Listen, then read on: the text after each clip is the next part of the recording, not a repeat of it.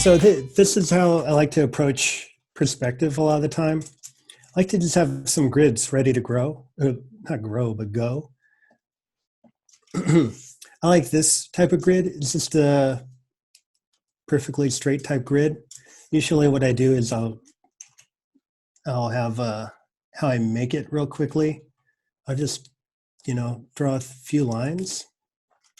Then I've, have a lot of shortcuts. I'll use the Alt key to copy, or key is it?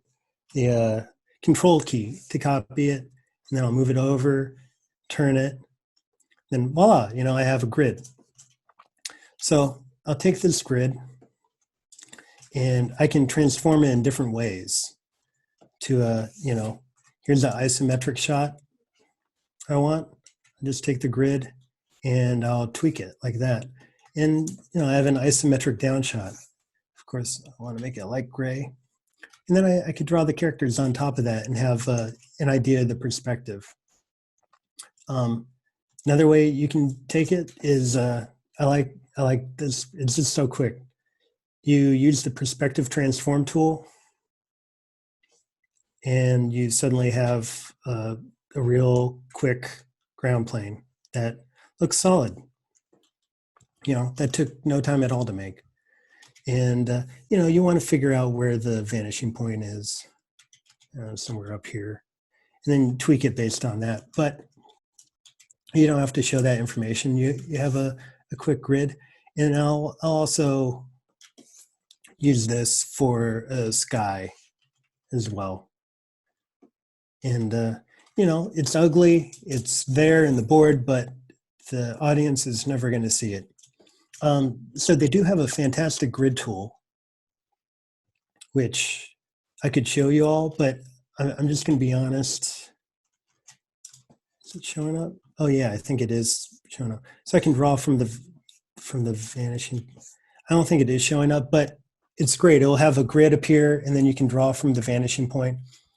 I love it, but it's a little slow. This is just fast.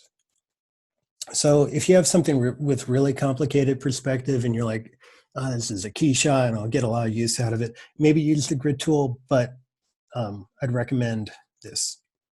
Okay, soft brush grad. So if you want to keep a lot of your stuff vector and not bitmap layered in Storyboard Pro, the way I like to get gradients out of vector art is use the soft brush. You can go into your brush selection, you can see it there, make it really big, then you draw it out, and then you have these soft blurry edges. And then from there, I'll delete that, dude. I'll cut into it. And then I'll have a nice grad that I can overlay onto the storyboard panel. And grads are great because they indicate light and they make your stuff look a little more sophisticated. And they're easy to add. It's pretty cheap time-wise.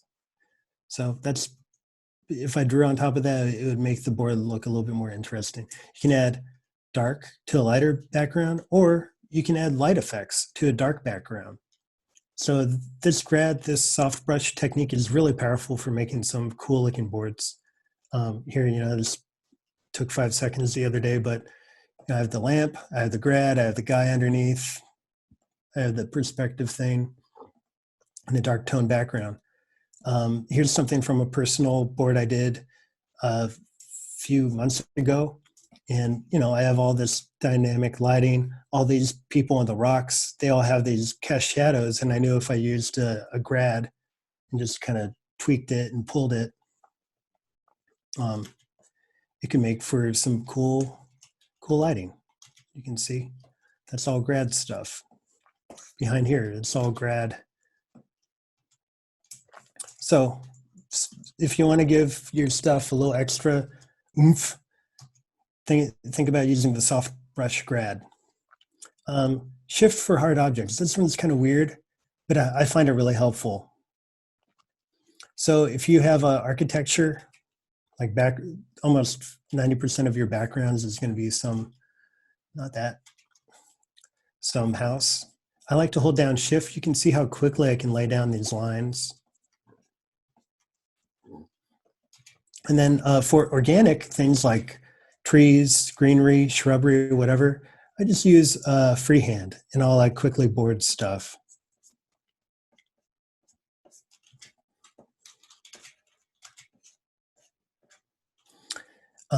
Because I don't know, it just looks good. Like that's my hands. It just looks good. Okay, so I use shift because if I were to draw this freehand, it would take longer. And it looks perfectly fine. If I'm doing that, it just takes longer. My hands are a little wobbly. Maybe you have perfect lines. I don't. It takes longer. Like this straight looks good, and I did it a lot quicker. So try and use shift for that. Effects. So if you're doing like an explosion or something, or effects, they're really, you want to think of shape design and effects. So you want to group some of these shapes. Try using tone real quickly, and that can help group some of your effects. So think about that. Harold, I wanted to do a quick lightning tip. I love drawing lightning. Here's how I do it, and it's really fast and easy, and it looks good. So I'll take a fat brush. This is just a normal vector brush. And again, you want like random shape design. So I'm just going like really pushing down really hard and then really lightly. And then maybe I'll use a little different one and then push really hard and then lightly. And then maybe I'll do a super thin one just for fun. Okay, there's my lightning. Yeah, maybe I used a little too big of a brush to begin with, but now I'll take a soft brush and behind it, I'll put some kind of color fill because the lightning's so hot, the inner part could be white, and then you put a glow around it, and it just kind of makes it pop. It looks really good. And I'm not thinking of the lightning like lines. I'm thinking of it as a shape. And you'll find thinking in shapes can make stuff go a lot faster. If you're drawing that, and then you're like, oh, and a little branch out, and that, it can, it takes a little bit longer. This took me no time and looks good. Lens flare, same thing. You can use soft brush and create lens flare really easily. This is just, a soft brush on top of another soft brush. And then I took some gradient cuts into a soft brush and put those there. I looked up what a lens flare looks like on Google image search and just replicated it real quickly. And now I have a vector version of a lens flare that I can drop in on top of stuff. And it looks good. This should be an entire lecture, shorthand. But there's not enough time left. So I thought I'd show you what I expect from shorthand and what to do in boards. This is fine for a board. This has kind of all the information I need. I know, like where his chest middle line is. I kind of know where the perspective is. It's all proportionally accurate. I'm not worrying about all the details.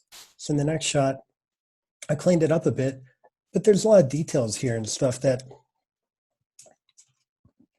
you don't really need. Going in, adding all of these. Yes, add that. Maybe that's okay, but little furry bits. You're going through, like you can keep stuff rougher. Because I'd rather have you spend time on the posing and doing a good, clear, constructive drawing than that. This is more on the job. If you're testing, maybe you want to add a little more polish to your cleanup. But that's how to think about shorthand. Board style, to quickly go over this. Light background style, TV comedy. You see this all the time. It's great. It's perfectly fine. The background's gray. sometimes some little tips you can do, you can use, if you select your layer that just has line and you go to layer, generate automat, this will create a layer underneath that half fills out your line. I didn't do a great job with my cleanup there, so it kind of goes all over, but there we go. See, that was pretty quick. It does a lot of the fill-in work for you. I've made the foreground thing in soft focus to help add depth. Put that guy in white to make him pop. He has a black line, so he's going to pop on that gray background. Study boards from artists you like, and you'll see this is pretty common. Tone style, this is pretty overkill. It's a bit more cinematic. You're adding gradients and lighting, and the background, instead of lines indicating a tree, I'm using a big gray shape. And this helps group objects, things like that. So it's a bit more extra work, but I think to make stuff more cinematic, adding some tone can help. For this, I think of the shapes first. And I kind of like that because I don't get mirrored down in the details where I'm drawing, like the ooh and the knot of the tree, and oh, it goes up here and here's a bunch of leaves. Like I don't have to draw all that stuff. It takes forever. Here I'm just doing big shapes. I'm doing swoops, and then I'll do a bucket fill. So something to try out for your boards. If you're finding that you're getting mirrored down in the details, think of the big shapes first. This is pretty common. I'm not great at it, but I don't know what to call it. Tron style. You see it in action shows a lot, like Voltron or Korra or whatever. It's all about the strong posing and perspective. Usually you'll have really clear grid lines, and they use the shift line a lot to draw out the background. And it's just about the character acting on this strong perspective. And they'll fill it with yellow or bright colors. And the reason they do that isn't for an aesthetic reason, it's for a practical reason where if two characters are fighting, you can easily track them that way. So if you have a fight scene on your board example and it's hard to track who's who, use a yellow, like a color like that, and you can easily track it. It's about clarity. Real quick tip, how to scale up correctly in Storyboard Pro. So I have this dog, he walks forward. That looks good. He's walking forward. The way I did that is I'd take this panel, I duplicate it, then I grab the dog, this little anchor point on the artwork, I put it over, oh my gosh, that is light, but I think that's the finishing point. And from there, I'd scale up. And then I duplicate it again, grab the artwork again, I put it on the vanishing point, I'd scale up again. And then you have perspective that works for characters walking in a scene. It's a lot quicker and a lot more accurate than just eyeballing it, where you're like, I think maybe there. And then he in the next panel, he'd be down here. So try that, it's much quicker. This was a thing I did for the AMA the other day. Just how I approach a scene, this comes from me being an animator.